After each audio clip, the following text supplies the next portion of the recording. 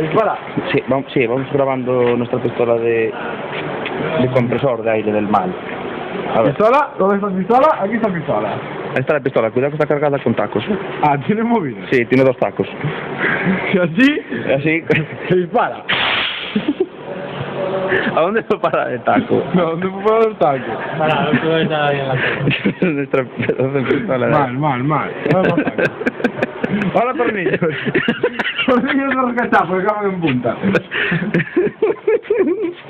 A Rubén ya le entró la gana de hacer el mal. Hay aquí más, no te preocupes. Ya te sale presión. Para, ya te sale presión. Enchufamos taco. Rubén haciendo el mal ahí. Explicación. Enchufamos. Nos preparamos.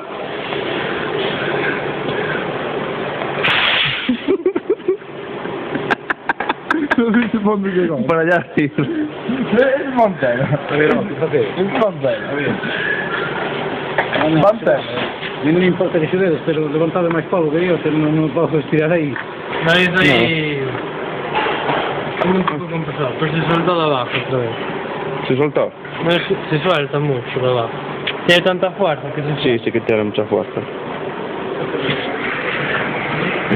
A mí no me importa que se vea. A mí no me importa que se vea. Sí, pero eso hay que meterla más para arriba. Hay que mandarlo para arriba y una vez.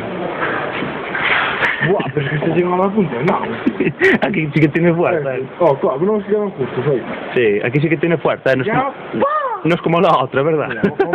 Le metí para adentro y todo,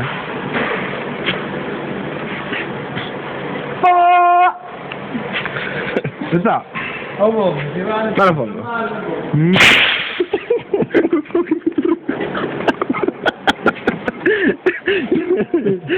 Otro más. Claro que se soltó abajo otra vez. Otra vez. Venga, va, dale. Joder. Sácala.